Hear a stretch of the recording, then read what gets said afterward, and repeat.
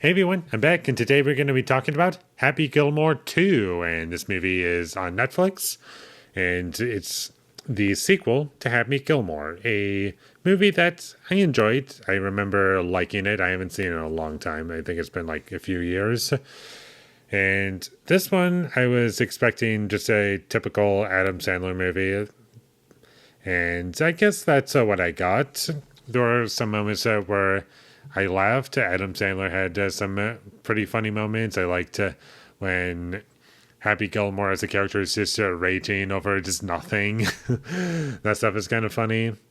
And there's lots of moments where Happy Gilmore is just drinking because he has a problem in his life that's just making him really depressed. And the amount of times where we got different and unique places for him hiding alcohol was kind of funny until it just became like, oh, that's a continuous thing throughout the entire movie.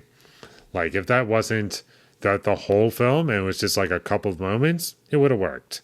But they just go all out with that. And the golf scenes were kind of entertaining. Like, they weren't boring to me. I can say that much about them.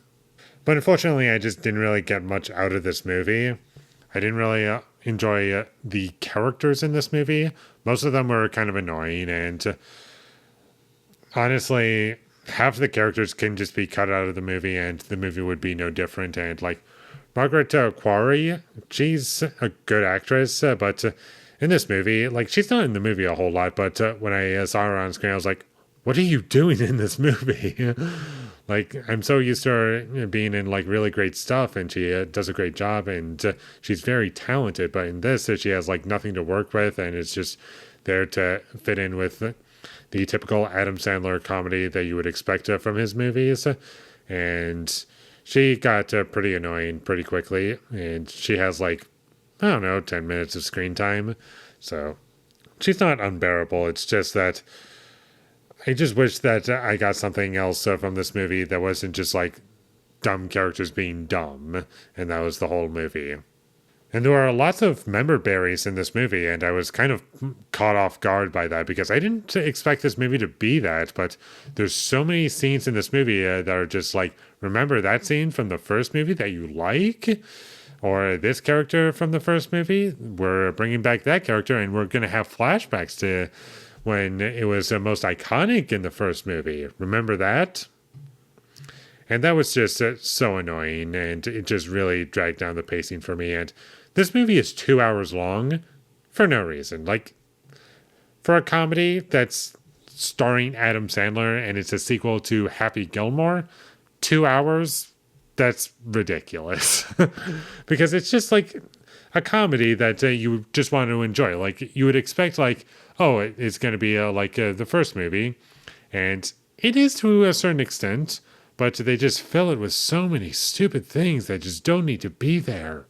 And if it was just 90 minutes, that would have been perfectly acceptable to me. But they don't even do anything with that additional 30 minutes. They just make it longer so you're subscribed to Netflix longer by at least 30 minutes, depending on whether or not you put it on 1.5 times speed or you just shut the movie off or whatever. But there were some surprisingly really unfunny parts about this movie. Like a decent amount of the dialogue is bad, and lots of bad comedy in this movie. The visual effects also looked terrible, and it didn't really need to be in the movie all that much. If it was used even more sparingly than it already was, then I think that would be just fine. But I don't know why this movie needed so many visual effects that were just blatantly and in your face, because they don't look good. And it just makes everything that you're watching feel so much more fake. I don't remember too much about the first movie, but from what I can remember about it, it was just nice, simple, fun entertainment. That's what the first movie is to me. Whereas this one, it's that to a certain extent. It's half that, but also half serious, trying to be a drama because characters are kind of sad and depressed about certain things. The music was kind of annoying for me. I just really did not like it. I just wanted the music to be cut from the film entirely because it really did not add to the tone of the movie at all.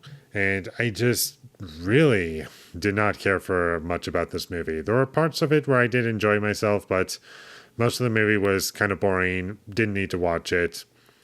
If I didn't watch it, my life would be no different, and that's pretty much how I feel about this movie.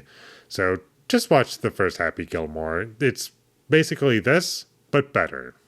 It delivers on what you would want, and this movie tries to just capture what made that first movie work so well, but it just failed, and there's nothing about it that's memorable. There's not one scene that I can really pick out as, oh, that's a really good scene, really fun. I would want to revisit that scene.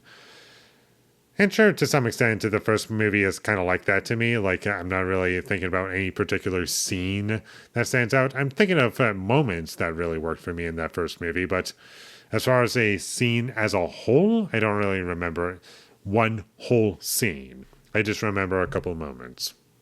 And that's about all I have to say about Happy Gilmore 2. Didn't need to watch it, and it's just forgettable. So, with all that being said, I'm going to give Happy Gilmore 2 a 4 out of 10. Thank you for watching my videos as always. If you enjoyed this review, be sure to leave a like and comment down below you thought of Happy Gilmore 2, and my social media links, they will all be in the description, so follow me there. And last but not least, subscribe to be a part of Foley Nation, and I'll see you when I get my next review up, and that's going to be for Smiley Face. So look forward to that, but until I get that up, thank you for watching and have a great day.